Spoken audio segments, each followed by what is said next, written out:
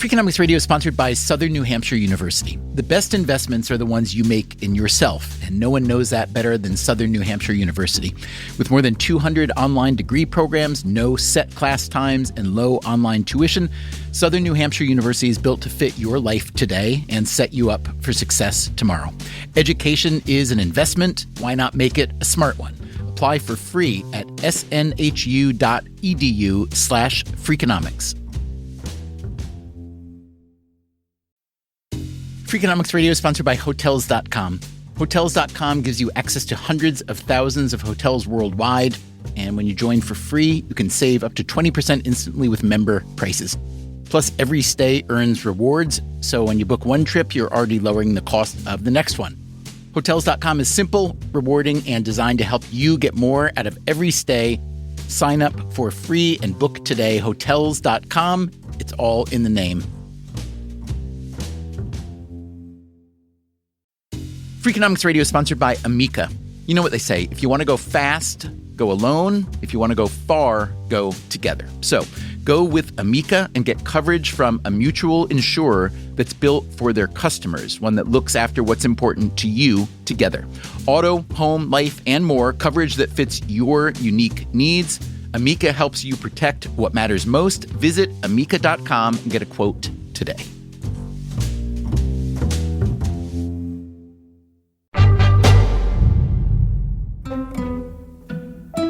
On Thanksgiving morning, roughly 30 million people will catch at least some of the Macy's Thanksgiving Day Parade on TV. For a lot of them, it wouldn't feel like Thanksgiving without the parade. Last week, we spoke with the parade's executive producer, Will Koss. I asked him why it's so popular. His answer was pure Tevye. I'd say tradition. Tradition is at the core. It's really about having this thing, this giant thing that shows up for you every Thanksgiving morning, and it's going to be a little bit of spectacle, a little bit of kitsch, a little bit of art. It's become a moment in time for all of us to drive back to. But even our favorite traditions are not guaranteed their place in the future. The Macy's department store has been around for 166 years, and they've put on a parade for the past 100. We spent last week trying to figure out how much money Macy's spends to make the parade and how much they earn from sponsorships and TV ad sales. That was one part of this story that interested us. The other part is the future of retail itself, or at least the kind of retailing represented by Macy's. They like to call the parade their annual gift to the nation, which is a nice sentiment. But there are two things you should know about that. This gift is likely quite profitable for the giver, which is unusual. Also, the Macy's parade may be one of the most valuable assets that Macy's still has. For most of the 20th century, Macy's was a retailing giant, but it's been in trouble for years. And if it were to disappear the way that Sears and Montgomery Ward and Lord & Taylor and many other department stores have disappeared, the parade would likely disappear as well. How likely is it that Macy's disappears? That's one of the questions we're asking in this episode. Macy's is a publicly traded company worth a bit more than $4 billion. That is not very much. The Target chain is worth about $60 billion. Walmart, $720 billion. Macy's real estate is thought to be worth roughly double its $4 billion stock market value. You could take that to mean that Macy's simply is no longer very good at being a department store, or that department stores in general are doomed. Over the years on this show, we've interviewed quite a few CEOs, and most of them were in thriving industries: biotech and software, energy and entertainment. We haven't talked much about the retail industry, but the fact is that a huge share of the global economy is a retail economy. So we thought this was a conversation worth having. Today on Freakonomics Radio, Macy's CEO Tony Spring makes his case. We are not just a retailer. We are not just a physical store. We are a celebrator of life's moments. We also hear a dissenting voice. Until it's successful, keep your mouth shut. because you create expectations that may not be realistic. And we look at another retailer who is swimming against the tide. I drove by the bookstore and I could see in the window that people were really enjoying themselves. And I thought, that's what I want. But is wanting something enough to make it happen?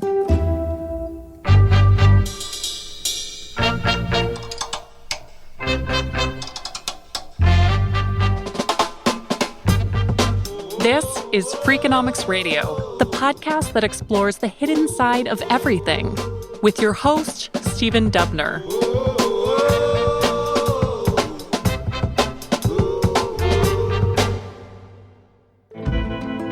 Tony Spring became CEO of Macy's in February of 2024, and he was appointed chairman of the board a couple months later. He is proud of his parade, but he recognizes that a parade isn't enough. I want to be perceived as giving this gift to the city and to the nation. I also want to do a lot of business. I'll give you an adage that one of my former colleagues at Bloomingdale said to me. We want to win an Oscar. We also want to win at the box office. So you grew up just north of New York City in Westchester County. I did. How much did you know about or go to Macy's as a kid? I certainly went to Macy's Herald Square, and it felt like an adventure. Everything was overwhelming, the oversized ceilings, the environments, the storytelling. I love this. Those old wooden escalators. And they are still there, functioning to this day. But I actually fell in love with retail working in hospitality. I worked in a Burger King restaurant when I was in high school. I remember starting that job and feeling like working with the customer was the most exciting thing, hearing the cash register ring, being able to serve consumers. But that first week on the job, all I was doing was cleaning the parking lot. After about a week, the manager pulled me aside. He said, "Do you know why you were working in the parking lot for a week?" I said, "I have no idea." He said, "Because that's the first impression that people have. And if the parking lot is dirty, they think the restaurant is dirty. They don't think the food is fresh." And that first impression mentality stuck with me all throughout my retail career. Spring went to Cornell University and studied in its world-famous hospitality school. There, he met a recruiter from Bloomingdale's, a beloved old luxury retailer in New York City. They were looking to place Cornell graduates in their executive training program. Maybe you remember the Seinfeld episode where Jerry's parents want him to quit comedy and join the Bloomingdale's executive training program. Jerry wasn't interested, but Tony Spring was, and he loved it. This was in 1987. The company was well known for of-the-moment ideas. If you remember back in the late 80s, there were these rocking flowers that came out of Asia that moved to music. Bloomingdale's, they were the ones who sold the mood rings. They sold a piece of the Berlin Wall when it came down. They had merchandise out of India and out of China before anyone else. Bloomingdale's had by then long been part of a retail conglomerate called Federated. Macy's tried to acquire Federated, but failed. Soon after, Federated entered bankruptcy. A couple years later, Macy's entered bankruptcy, at which point Federated came out of bankruptcy and acquired Macy's. Got that?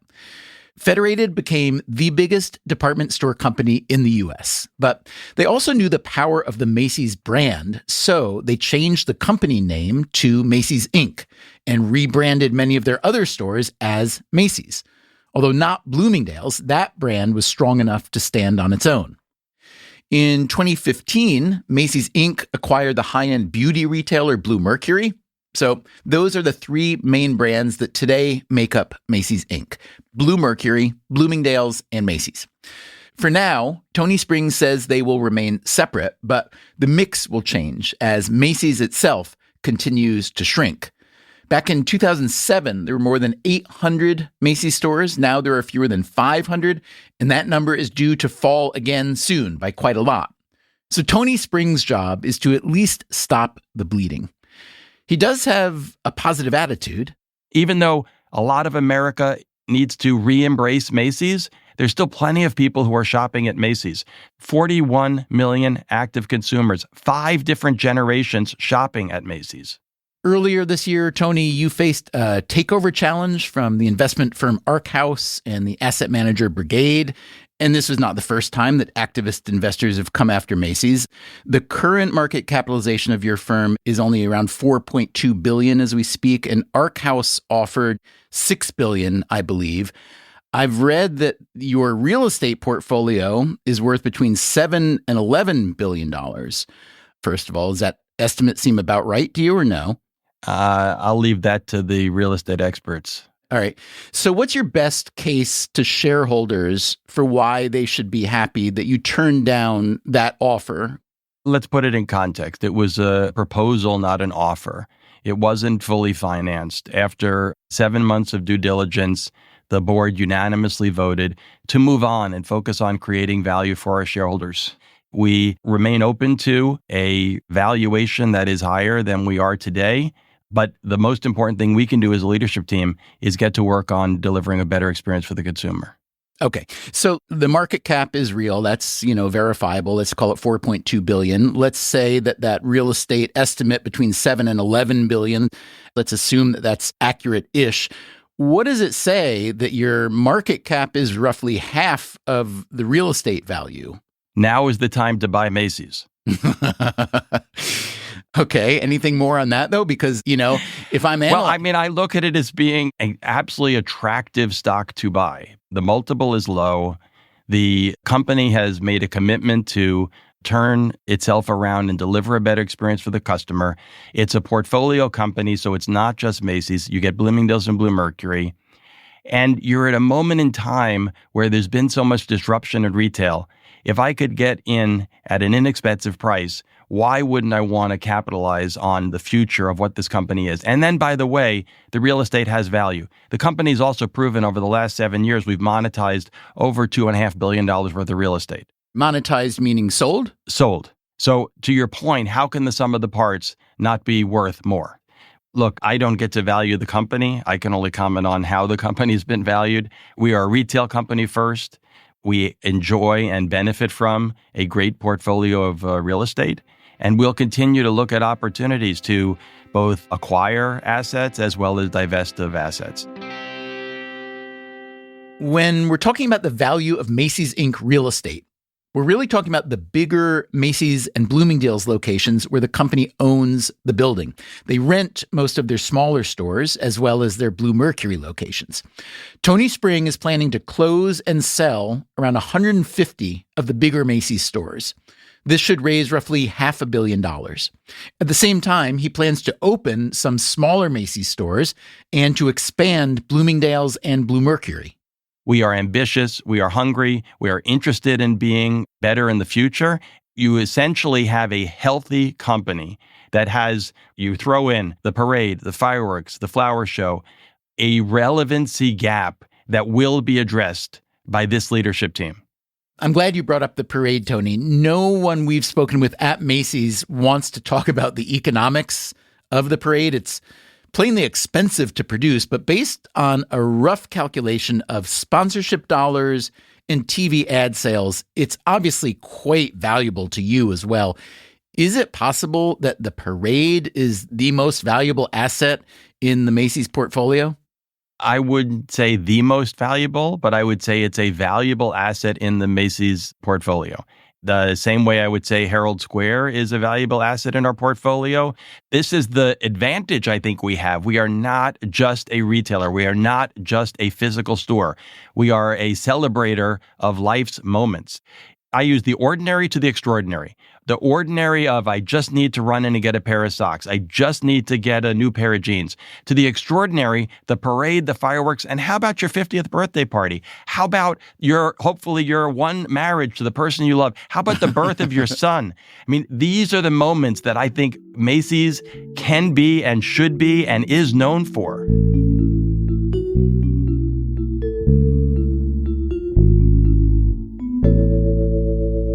And here's someone who's not quite as confident about the future of Macy's. Macy's has a hell of a challenge over the next few years to remain upright, let alone become successful as they once were. That is Mark Cohen. Markcohen. Cohen recently retired as a professor and director of retail studies at Columbia Business School. Before that, he worked for 30 years in the retail business. His first job was at Abraham and Straus, which no longer exists. His final job was as CEO of Sears Canada, which also no longer exists. I asked Cohen why the Columbia Business School even teaches retail studies. It's not the sexiest industry. It is arguably the largest. Retailing is 70 to 80% of the world's economy. There's been an enormous resurgence in interest in retailing, largely on the side of entrepreneurship. I would also point out that some of the world's largest individual fortunes have been made coming out of retail. Obviously, the Walton family. Then there's the ubiquitous Jeff Bezos experience at Amazon. Zara is a big one, Inditex, right? You bet. LVMH, a different kind of retail, I guess, but still retail. That's right. So some retailers are obviously thriving, and I've seen data suggesting that the e-commerce apocalypse just hasn't happened, that good brick and mortar has a future. But let's take a case study of failure. Let's talk about Sears. They were massive, and now they're pretty much dead. You were a senior executive at Sears before its demise. I assume it wasn't your fault, but... No, it wasn't my fault. The underlying issue in retailing is the customer has never disappeared. The customer has never gone away. The customer worldwide is hard-coded to want to shop for things, the only self-limiting issues being their economic capability and their proximity to a marketplace. At the turn of the 20th century, customers in the United States were able to shop by coming downtown to shop in an emerging department store emporium. They also began to be able to shop in the early 20th century through catalogs like Sears Roebuck's. If you couldn't find it in a Sears catalog, you didn't need it. You could buy everything from apparel to a you-build-it house. And they built out the facility with which to fulfill customer demand, literally throughout the United States. In the aftermath of World War II, millions of servicemen began to return from overseas and were eager on catching up on their lives and forming households. They began to migrate from urban centers and rural communities into newly formed suburbs. Dwight Eisenhower, the U.S. president in the 50s, has a lot to do with the emergence of mid-20th century retail when he caused the interstate highway system to be built, having come out of World War II and witnessing the efficacy of the German Autobahn. His rationale was we have to have a way to move men and material north-south, east and west efficiently as opposed to across two-lane blacktop, which is what connected the United States at that time. Of course, we were never invaded. There was no reason for the interstate highway system to be an adjunct of the Defense Department. What it did was it spawned an enormous amount of migration into newly formed suburbs, which were being built in close proximity to these interstate highways. So there was this emergence of suburban-based mall retailing, which hollowed out traditional downtown-based retailing in hundreds of U.S. cities. Sears was one of those department stores that migrated to the suburban malls. And they became the largest retailer in the world through the 1960s. So what happened to Sears? Success in many cases brings complacency, hubris. Success seeds failure in many enterprises as they become larger and larger and become convinced that they are the last word. It was a very insular, inwardly facing business. In fact, when the two founders of Home Depot came to visit Sears Roebuck some years ago looking to get some financial support to launch their business, they basically got laughed out of the meeting by senior executives at Sears who looked at them as upstarts who had nothing to offer. Okay, that's Mark Cohen on the rise and fall of Sears. How about Macy's at its peak? Macy's was a brilliantly constructed general merchandise emporium servicing customers from low middle income all the way up into near luxury. They were very good-looking stores that were very powerfully merchandised, topical and current, and they did it very consistently. When you say it was powerfully merchandised, I've read you write before about what makes a good store good and a bad store bad. What are some things that Macy's did when they were very good? One of the most important things they did was they created a overlarge business consisting of housewares products by creating on the lower level of their Herald Square store something they called the cellar. Good use of underground real estate, too. Yes, so they took a whole variety of categories that were not, up until that point, viewed as particularly sexy or fashionable. They gave them a home, amped up their presentation, and built a business that customers would previously have seen as a place to buy utility products. You know, we need another frying pan, to a place to buy an entire suite of cookware. And they did it brilliantly. It was putting the puzzle pieces together in a way that hadn't been done before. Which decades were the strongest decades for Macy's? Probably the 60s and 70s. How profitable was Macy's in its heyday? It was very profitable. I don't have a specific number to say, but they were viewed as good as it gets. How fashionable were the clothes at Macy's during its heyday? Very fashionable. They were purveyors of the best brands of the day. And Macy's also invested in a whole portfolio of private label brands in both apparel and accessories and in home. So you're telling us all these things that Macy's did, basically what Macy's stood for these several decades. When you look at Macy's today, what does it stand for? Well, unfortunately, and in my view, Macy's doesn't stand for anything today. A consumer-facing enterprise, a brand, a store, a website has to stand for something. It has to have a point of view that not only is recognized by customers as something they want to associate with, but differentiates itself from competition and is able to defend itself from competition.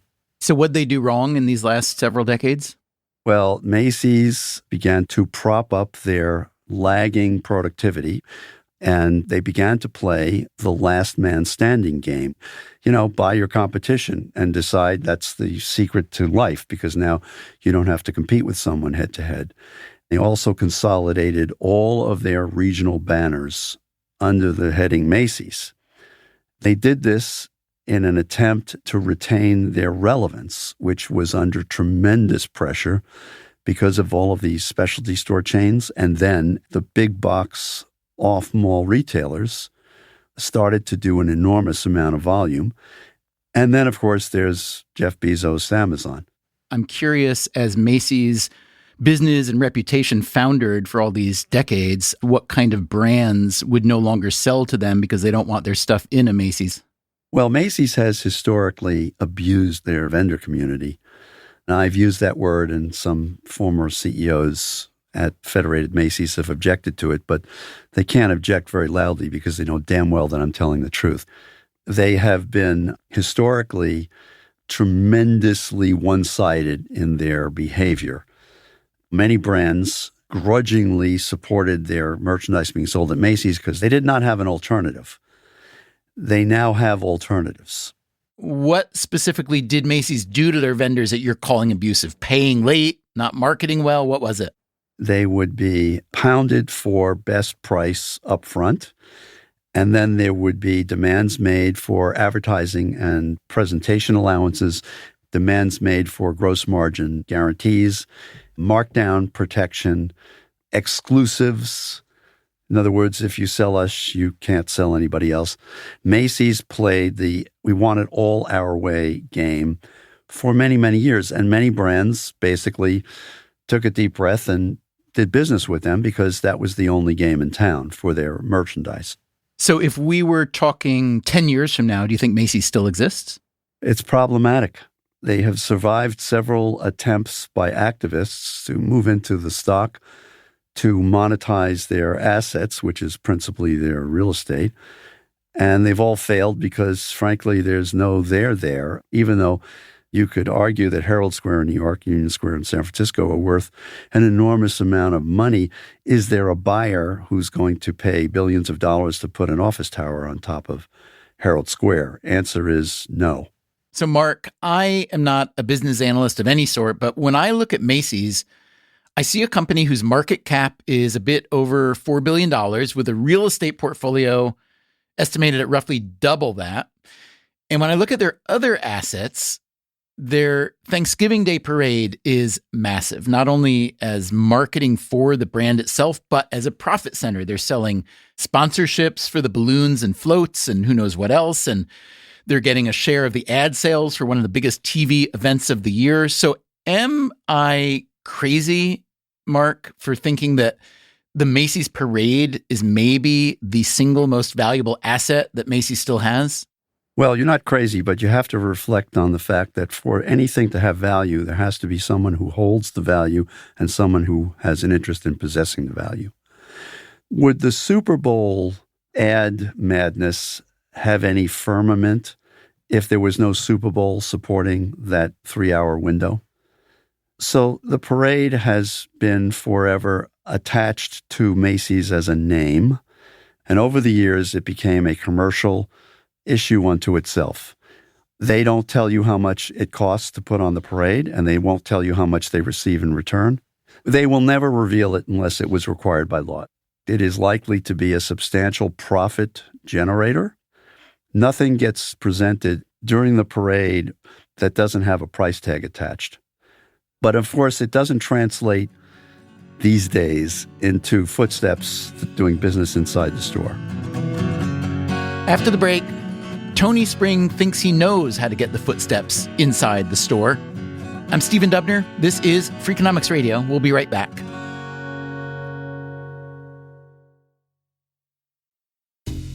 Freakonomics Radio is sponsored by Cash App. When it comes to Bitcoin, you may be surprised to know that it was invented way back in 2008. If you still haven't made the jump to Bitcoin, Cash App makes it easy. When you buy Bitcoin on Cash App, they hold real Bitcoin for you, 1-to-1, and you can withdraw it anytime. It works more like real money and less like something locked in an account.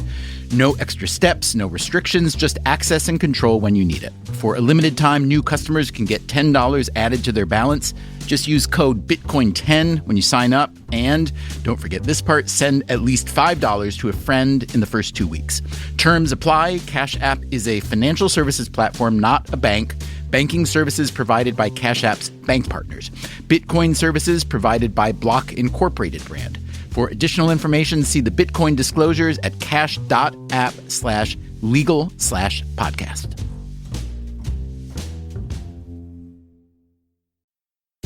Freakonomics Radio is sponsored by Ozempic. Innovation happens through rethinking what's possible, and when it comes to GLP-1s, Ozempic pill does just that. Learn more about Ozempic semaglutide tablets, 4 and 9 milligrams, by calling 1-833-OZEMPIC or visit Ozempic.com to view the medication guide and ask your doctor what's possible with FDA-approved Ozempic pill.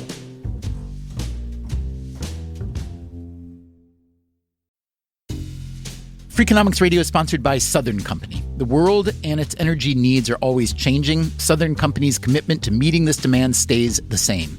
That's because Southern Company believes energy is more than a utility, it's what powers possibilities. So they are looking ahead and investing $80 billion in infrastructure upgrades and are committed to fueling growth in ways that benefit all customers so that reliable and affordable energy is accessible for generations to come. Go to southerncompany.com to learn more. Southern Company, building the future of energy.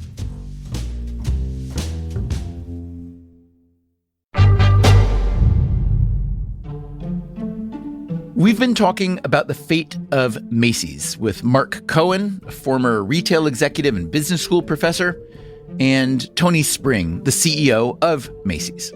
Spring spent 9 years as CEO of Bloomingdale's, a more upscale store within the Macy's portfolio. And in early 2024, he took over the mothership. Spring knows, as does the entire retail industry, that Macy's Inc. is not in great shape, so he has been asked to engineer a turnaround. He came up with a strategy called A Bold New Chapter. The strategy is made up of really strengthening the Macy's brand, and that includes divesting about 150 stores that are no longer relevant. When Spring says divesting, that means shutting down the failing stores and selling the real estate. What else is in the Bold New Chapter strategy? It's investing into the improvements within our merchandise assortment. We've revamped the entire private brand portfolio, exiting brands that were no longer relevant, introducing new brands that resonate with multi-generations of consumers. I asked for an example of this. Right now, you have this trend on young kids, boys wearing perfume, cologne.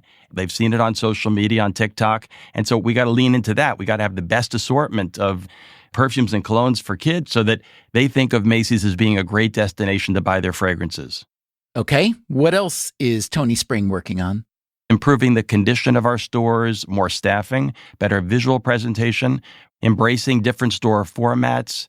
And then at the Bloomingdale's and Bluemercury brands, it's leaning into the affluent and luxury consumer. And surrounding it is this desire to take cost that is not visible to the consumer through automation, through reducing complexity out of the business so that we can give the customer just a better experience no matter how they shop.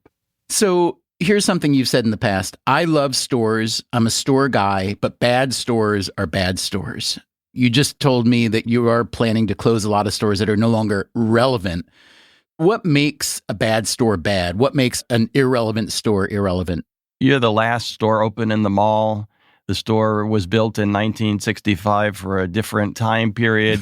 The store has a roof that's about 37 years old on a 30-year lifeline. The elevator doesn't work. The escalator breaks 5 times a year. The brands don't want to sell us, so it's made up of private brands and brands that don't care about their points of distribution. I'm looking at something here, Tony. It's a consumer survey with 1,200 respondents. It shows that awareness of Macy's is incredibly high, 88%.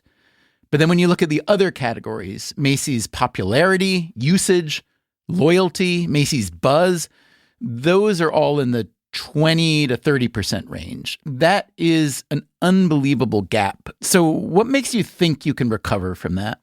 I'm a big believer in self-awareness and ambition. You need to know who you are before you can get to what you want to be. We spent a greater part of 18 months basically saying, we're not good at this. We need to work on that. This needs to be stronger.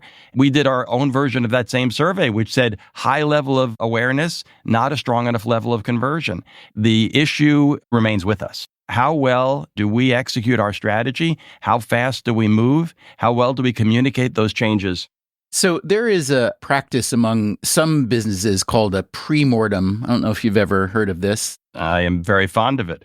So, you imagine that things have failed, and then before it has a chance to fail, you sit and think, well, why would it have failed? And let's fix that now. So if you were to pre-mortem Macy's Inc. right now, what do you think are the biggest existential threats to its continued longevity? Is it online shopping? Is it discount retailers? Is it maybe people just deciding to buy less stuff, et cetera, et cetera?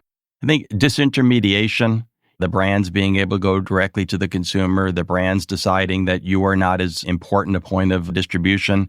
And this comes down to being, a people business. The people that are attentive, return your phone calls, texts or emails, pay you on time, treat your brand with respect. Those are the people that are going to continue to sell you or want to sell you in the future. Name a brand partner or two that's pulled out of Macy's over the last 5 or 10 years. Nike would be one. They took an 18-month break and then decided that they needed more points of distribution, and we've built a nice business back together again. Name a couple brands that you'd like to have that you don't have yet. We'd love to have Tory Burch at Macy's. We have a nice business at Bloomingdale's. We would love to have On Running, which is a great sneaker brand that we have at Bloomingdale's that we don't have at Macy's. So what is that kind of conversation like with a brand like, let's say, Tory Burch, of trying to convert them or include them in Macy's since they're already in Bloomingdale's? Yeah, you have to talk about, again, the benefit of a multi-brand retail environment where you're talking to 41 million active customers at Macy's versus 4 million active customers at Bloomingdale's. Based on the scale of Macy's, you have more affluent customers shopping at Macy's than shop at Bloomingdale's.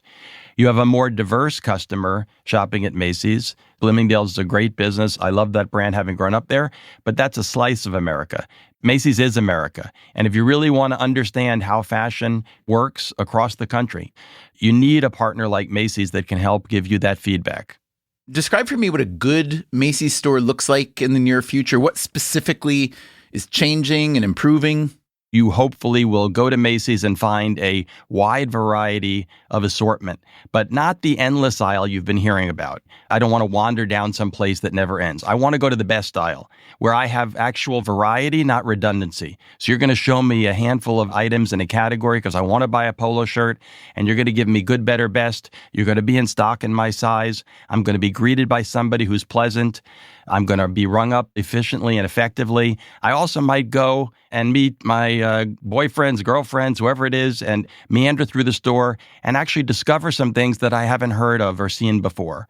I might stop into the cafe or to the restaurant or Starbucks and grab a latte, and I'll remember the experience as being Macy's is there for me when I need them. We spoke with one retail analyst who, by the way, is a fan of yours. He thinks the turnaround is really promising. He said that your parade, quote, generates magic, but that's not always the experience of shopping at Macy's. He said, you guys run this fantastic parade, but you can't put any magic into your shop floor. I'm curious to hear your response to that. And I'm also curious to know whether you think about integrating the parade designers into your customer experience team somehow. Yeah, I think challenge given, challenge taken. How do I recreate a once-a-year phenomenon that has, let's just say, a few dollars thrown at it to make it extremely magical? I think it should inspire us to step up and to deliver something far better. But I think we also can't hold the mirror on the parade to the store experience and say, that's what every day is going to be. Given that you want to grow your luxury business and given your Bloomingdale's background, I'm curious if you're thinking about trying to use the parade to move things in that direction. Should we look for a Tory Burch float, for instance, or anything in that direction? If Tory Burch had something to say in the parade, I'd love for them to be in the parade. You will see more integration in the future of the things that we do in the parade to the things that we do in the store. Think about it this way. Black Friday is the kickoff to the final parts of the holiday season, and we own America in conveying that message. Thanksgiving is a family celebration that begins not on the day of Thanksgiving, begins several weeks before. Do you have enough chairs? Do you have enough plates? How do I keep people active? Do I have games for them to play? So we have this opportunity to be a part of America's Day in a very meaningful way before and the kickoff to America's celebration of the gifting time of the year with 28.5 or 29 million people watching.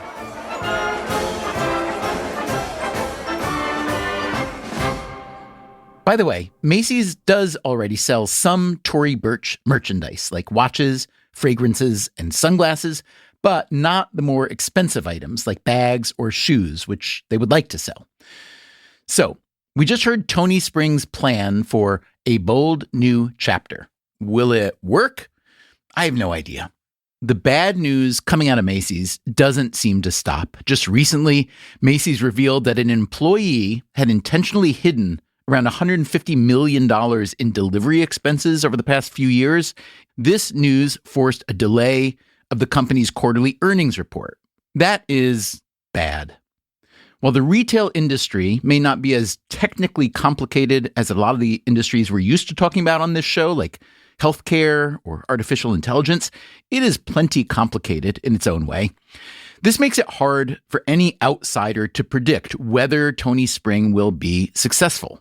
So we went back to an insider, Mark Cohen, the former retail executive and business school professor, to ask what he thinks of the bold new chapter strategy. Well, I'm generally speaking hostile to sloganeering. And Macy's has been guilty of sloganeering for well over a decade. They were invested in the magic of Macy's, which basically there was no magic to Macy's. The most recent CEO was all invested in something called a Polaris strategy, which, not to be crude, was more bullshit than real. There's no there behind what Tony Spring has been able or willing to describe. His general description of improvements in terms of making the assortments more relevant to consumers, that's kind of like motherhood and apple pie. I don't decry him for saying those words, but at the end of the day, I'm from the school that says, come up with the idea, put the idea in place, measure its success v. failure, And once it's successful, start talking about it. But until it's successful, keep your mouth shut because you create expectations that may not be realistic. When's the last time you were in a Macy's? A few months ago, I passed through Herald Square whenever I'm in Midtown. And sometime before that, I hit a bunch of their suburban branches in Metro New York. When I'm asked to comment about someone's success or failure, I try to be at least up to date in the observations that I make. So what did those Macy's stores look like to you? They look terrible. I'm told that Tony Spring has begun a process of cleaning up their act. I don't know him, but I know him by way of background. He did a marvelous job of ensuring that Bloomingdale's was a pristine, up-to-date, well-presented store. And so I'm told there has begun a process of improvement that's visible. This literally means turning the stores into something far more clean, neat, and friendly than they had become under prior regimes. Okay, so the clean, neat, and friendly I get, but you're also talking about the lack of good assortment, the lack of stuff that people want. What do they need to do there? Well, you have to start with clean, neat, and friendly, and then you have to fill the store with merchandise customers really want to buy. How hard can that be to figure out? That is the codex of retailing. That is enormously difficult to do. It takes years and years and years to build a team of people who can create assortments, which, by the way, have to be created, recreated, represented almost every day, especially today when the customer's loyalty can't be counted upon. If you please a customer today, they may very well come back. If you piss them off today, they may never come back. After the break, we talk to a very different kind of retailer who seems to have the loyal customer thing all worked out. It's gorgeous inside. The building itself is so cool. I hate change, but I think some of the stuff he's doing is good.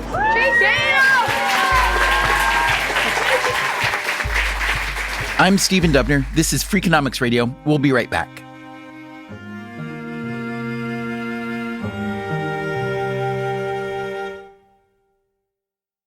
There are moments that define who you are and who you're becoming. And when those moments arrive, what you drive should rise to meet them. The Range Rover Sport commands attention from the very first glance. Every line, every detail, engineered for impact.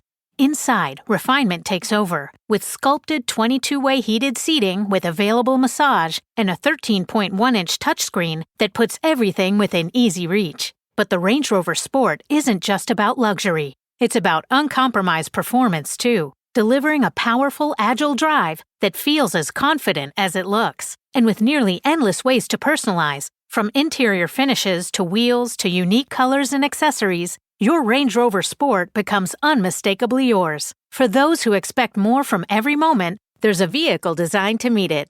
The Range Rover Sport. Exclusive offers available now.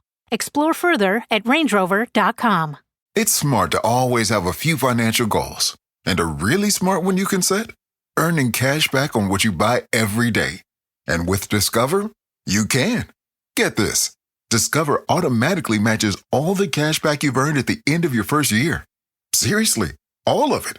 And we trust you to make smart decisions. After all, you listen to this show. See terms at discover.com/creditcard. Welcome back to Should I See a Doctor? Contestant, you're camping when a rash appears on your leg. Do you A, ignore it, B, frantically search the internet, or C, use telehealth through Walmart? Telehealth through Walmart? Who knew? Oh, I'm going to say C, Walmart. Correct. Walmart can connect you with 24/7 virtual medical care. You genius, you. Well, I can fold a fitted sheet. Walmart. Who knew? Telehealth services offered by third-party providers. Restrictions and fees may apply. How do you design a store where people are dying to shop? Macy's is trying to figure that out. Again, having been largely unsuccessful for the past few decades after building one of the biggest department store chains in history. At the very least, Macy's does know how to throw a killer parade. Last week, in part one of this series, We heard from Jeff Kinney, author of the Diary of a Wimpy Kid books, which have sold nearly 300 million copies. For the past 14 years, Kinney has had a giant balloon in the Macy's parade, a balloon of Greg Heffley, the Wimpy Kid himself. Jeff Kinney lives with his family in Plainville, Massachusetts, and he has built a mid-sized media empire around Wimpy Kid. Spin-off book series, films, a musical, board games, quite a bit more. And he's got one more project that is related-ish, but not quite. We have a bookstore in the center of town, which is called An Unlikely Story, which has been in business for about 9 years. If I were to come visit your bookstore, how much Wimpy Kid do I see there? You'd see very little Wimpy Kid at the bookstore. We've got a statue of Greg on the main floor, but mostly it's a general bookstore. You've probably never heard of Plainville. Only about 10,000 people live there. I moved up to Massachusetts in 1995. My wife and I picked Plainville by creating a Venn diagram of 3 locations: Boston Logan Airport, TF Green Airport in Providence, and then my wife's parents live in Worcester. And right at the intersection of those 3 places is this little town called Plainville. Plainville is about an hour's drive to Boston, half an hour to Providence, Rhode Island, and 15 minutes to Foxborough, Mass., where the New England Patriots of the NFL play their home games. So what led Jeff Kinney to build this big bookstore here? We started creating it about 12 years ago on the site of an old market called Falk's Market, which had been built in, I think, 1853, before Lincoln became president. It was a beloved market that everyone had at the center of their lives for decades and decades. It had been abandoned for about 17 years. So once Wimpy Kid took off, we bought the building, took it down, and created a bookstore. Why did you want to do that? You already had a very going concern with your property that had all these other tentacles. Why did you want to commit to a big physical property like a bookstore? You were probably doing this at the time when independent bookstores were closing at the rate of, I don't know, 1 a week or something. So what gave you this impulse? A lot of people were really embarrassed by the derelict building in the middle of our town. We just wanted to build a building that the town could feel proud of. So my goal was just to create a nice building and put the word Plainville on the side. We didn't give any thought to what was going to be inside. At a certain point, I was really legitimately thinking about just making it a basketball court inside because I figured we could save a lot of money if it was just hollow. It's been described to me from other people who are not you that your bookstore is an absurdly successful stop on the book tour circuit, that every author worth anything wants to come to your bookstore and do an event, and does, in fact. How did that happen? Well, that's music to my ears. First of all, we created a really architecturally special place. As a touring author, I've seen hundreds of bookstores all over the world. So we really tried to capture the essence of what makes a bookstore feel homey and special and magical. We used lots of old materials to make it feel like it was really lived in. It doesn't hurt that we're on the route between Providence and Boston. If we're in the middle of Iowa or something like that, it would be a lot harder for authors to reach us. Is the bookstore profitable? The bookstore is not profitable. We lose quite a bit of money each year in the 6 figures. There are lots of different reasons for that.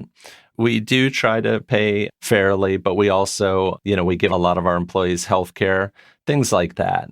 So you moved to this town, you're raising your kids there, you've got your Wimpy Kid property growing and developing, and it sounds like a very happy, productive place for you to live. Then you decide to open a bookstore, which I don't know if you have a financial advisor. I'm guessing they would have advised you against that. Yes, I think so. But you did it. Yes. And you still have it, even though, as you said, you're losing quite a bit of money. And then you decide, rather than pulling back, what sounds to me like you're instead doubling down, if not more. So describe that. Yes, we are redeveloping the whole downtown center, which is about 4 city blocks. This is an ambitious plan, maybe a foolish plan, but also really an exciting plan. Downtown Plainville has been depressed for years. Tell me a little bit about the history of the town. Like a lot of the Northeast and New England, I'm guessing there was a kind of industrial or manufacturing or commercial heyday that is long in the rearview mirror. All these towns and small cities are trying to either hang on or reinvent themselves. Where does Plainville fall in that? Plainville was built around a jewelry industry. One of the companies was called Whiting and Davis. It employed thousands of people. And what they're most known for was creating the chainmail dress that Tina Turner wore in Mad Max Thunderdome. But yeah, now the center of town is sort of hollowed out. And in fact, a factory building that stood there for at least 80 years, we're about to take it down in about 2 days and create something new.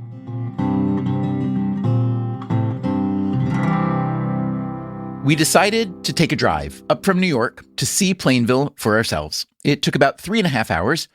Getting close to town, we pass some outlet shops, some nice houses, and some not so nice houses. We keep going, and there on Route 1A, we instantly see that Jeff Kinney was right. Depressing downtown, really nice bookstore. The contrast is stark. I could imagine an author driving into town on a book tour thinking, I'm going to kill the publicist who sent me here. There aren't a lot of buildings, and most of them are run down, tired. And then you come upon an unlikely story. I finally get the name. And it looks more like the ideal of a New England bookstore, like something that only Hollywood writers would dare imagine. The building is, like Kinney said, architecturally special. It's 3 stories, built in a style he calls Federal Wharf, muscular and proud, like something you'd see in a wealthy port town like Boston or Portland.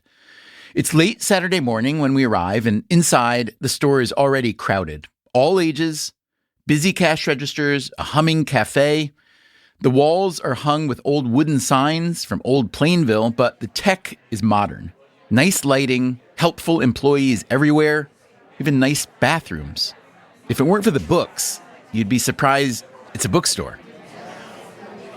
On the day we visited, Kinney was hosting a presentation called Plainville Center, Past and Present.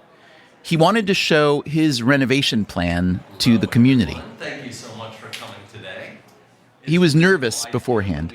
Kinney knows he is a very big fish in this small pond, and because he is an unusually considerate person, he's worried that his plan will upset some of the old-timers. I asked him if he had to buy out the other business operators in town and how complicated that was.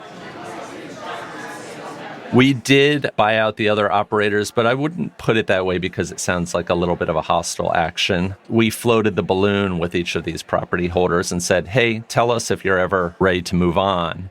And in fact, the owner-operators of the tool factory that was across the street, they were just ready to retire.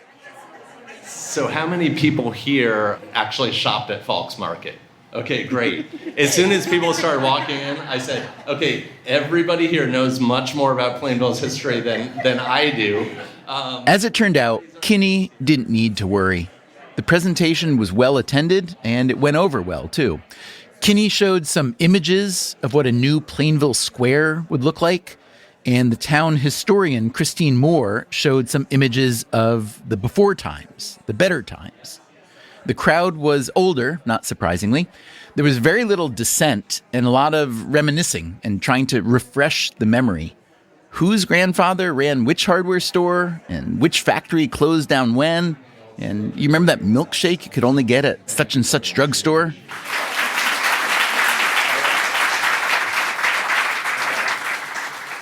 Afterward, Kinney invites us outside to see what will be where, if everything goes according to his plan.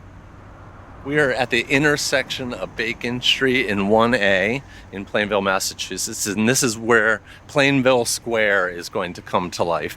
So far, we have a bookstore and a parking lot, but this is going to become an anchor restaurant, a beer garden, hopefully an Airbnb, and maybe a few other buildings as well. But right now, you're here on a day when this is ash and dust. You know, we just took down 7 buildings, so if you had been out of town for the weekend, you might feel like the town you grew up in has been flattened by a hurricane. But, this is the palette that we have to work with, and we're going to start building up. What's your budget? Our budget, we don't know yet, but I think that this is going to cost somewhere between $17 million and about $35 million. Yeah. Do you ever have conversations with friends and family about what you might have done instead with that money? No, I don't often do that. I think people respect what we do with our money. We're doing something a little bit unusual, investing in the town and the infrastructure of the town. The thing that really gets me excited is the idea of changing this town, not for just our generation, but for generations to come. Motivation is that famous Greek proverb that a society doesn't become great until old men plant trees that they'll never enjoy the shade of. The only place in Plainville where you can see the future is back at Jeff Kinney's bookstore. A crowd is already starting to gather. By evening, there will be hundreds of people lined up around the block for a visiting author. Hey, Tatum! Can I get an autograph? The author is a local hero, Jason Tatum of the Boston Celtics. He is one of the best, richest, and most famous athletes in the world, fresh off a Celtics championship and an Olympic gold medal. He has come to the big bookstore in the little town of Plainville to talk about a children's book he just published. It's called Baby Dunks a Lot. For authors of this magnitude, Jeff Kinney himself runs the Q&A. All right, Jason, thank you so much for coming to An Unlikely Story. We're so honored to have you here. It's really cool. So let's everybody give it up one more time for Jason.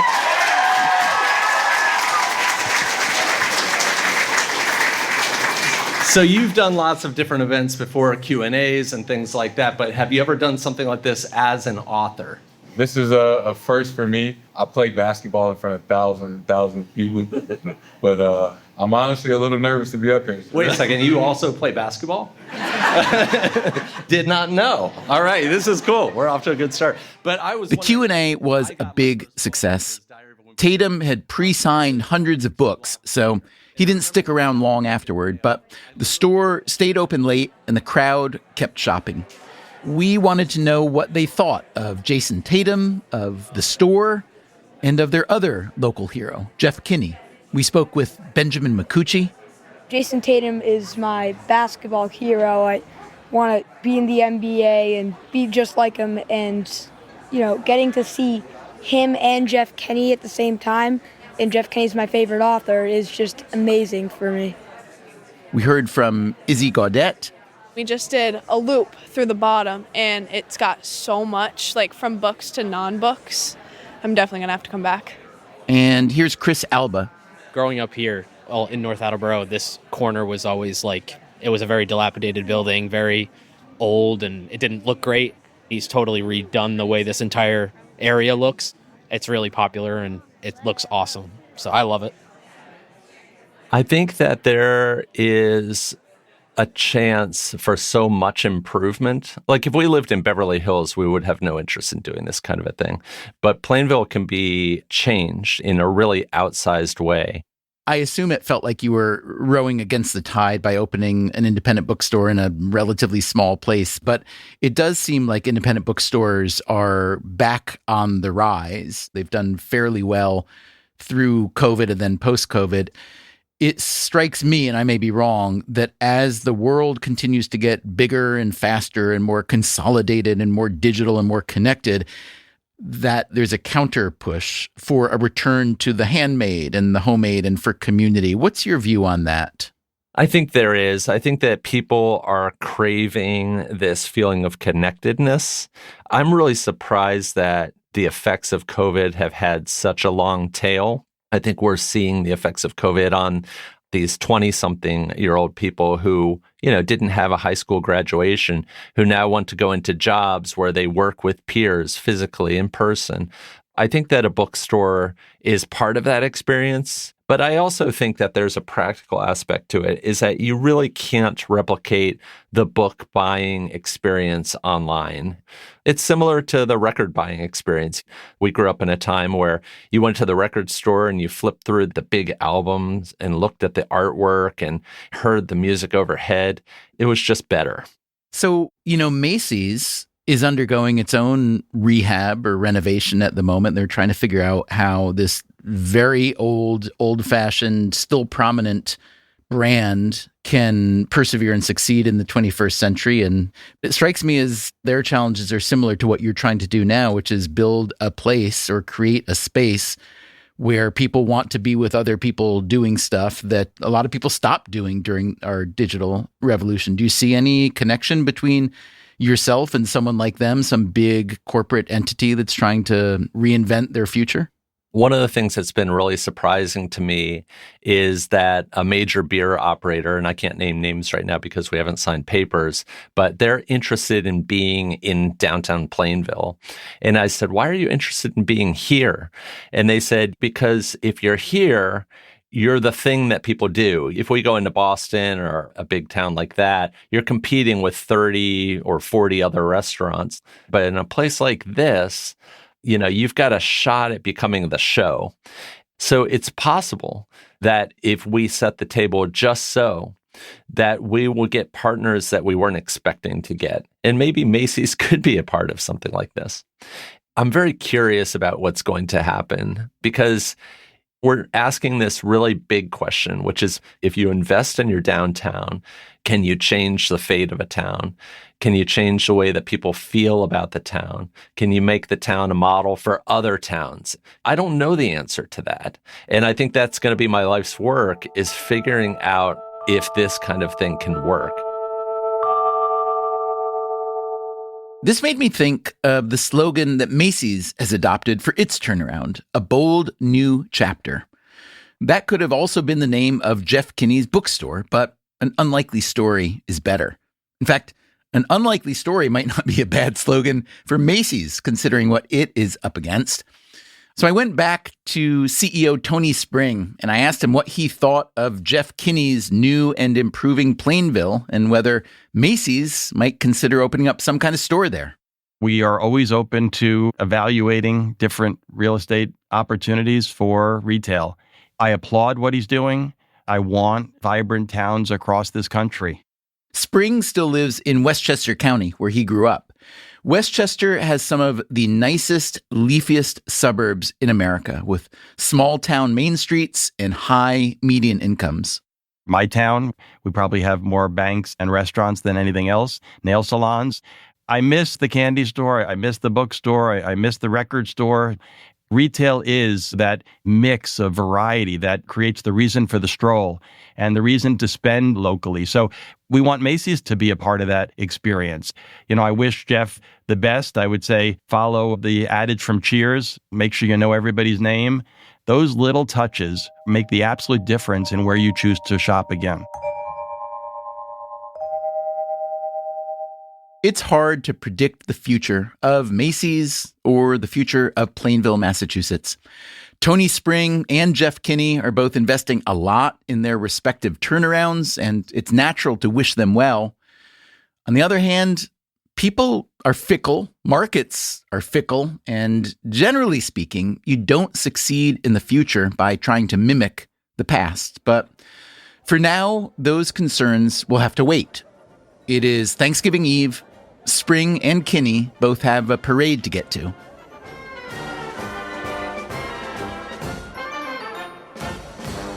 I'll be with my wife. I don't think my kids will come because they'll probably be cooking Thanksgiving, and maybe a brother-in-law or sister-in-law or two, and the Macy's leadership family, and hopefully some customers and colleagues will sit in the grandstand like many others, and will enjoy the parade as it hits 34th Street.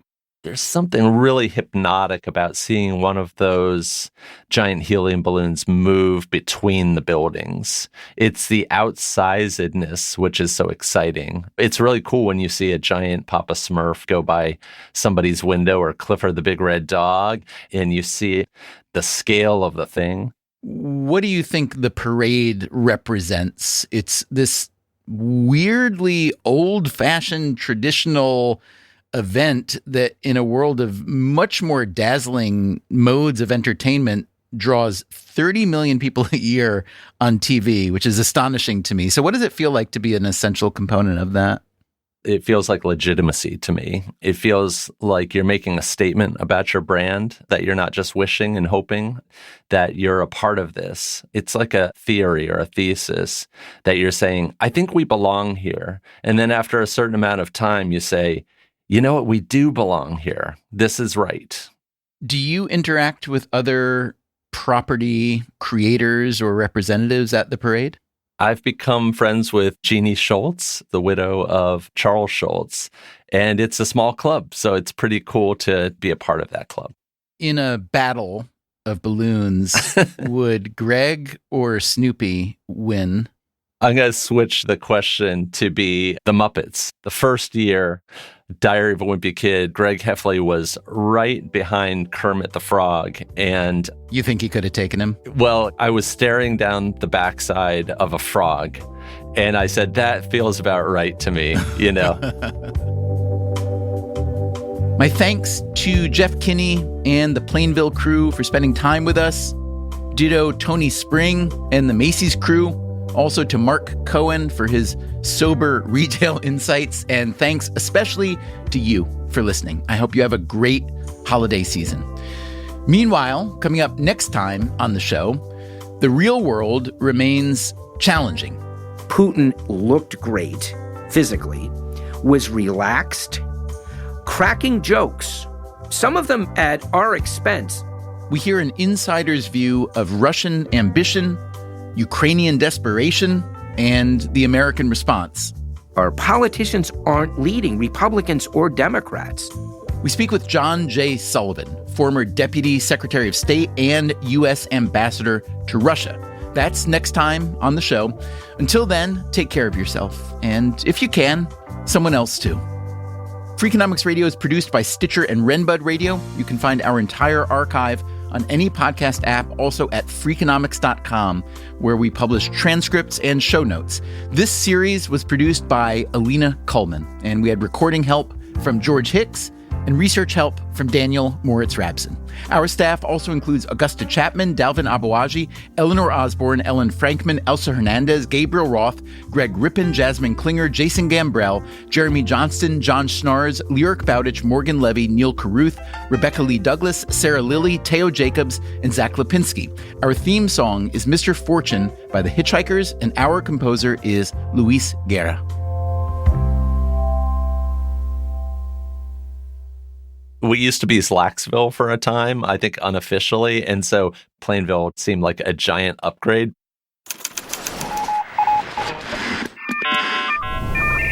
The Freakonomics Radio Network, the hidden side of everything. Stitcher.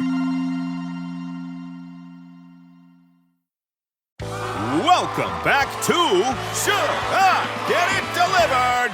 Contestant, you're out of food and your meds, but are too tired to get up. Do you A, pout, B, beg your roommate, or C, get Walmart to deliver it all same day? Same day? Who knew? Gonna go with C, Walmart. That is correct. Walmart offers same-day delivery for prescriptions, groceries, and more. I love not leaving my couch. Walmart. Who knew? Subject to availability, restrictions, medication exclusions, and fees apply. What if upgrading your windows and doors didn't mean tightening your budget? Scratch that. What if it meant spending nothing today? For a limited time, Renewal by Andersen is offering no money down, no monthly payments, and no interest for 18 months on a minimum of 6. That means beautiful, energy-efficient windows and doors while the payments wait. Visit renewalbyandersenhome.com today and see how easy it is to buy now and pay later. It's smart to always have a few financial goals. And a really smart one you can set? Earning cash back on what you buy every day. And with Discover, you can. Get this. Discover automatically matches all the cash back you've earned at the end of your first year. Seriously, all of it. And we trust you to make smart decisions. After all, you listen to this show. See terms at discover.com/creditcard.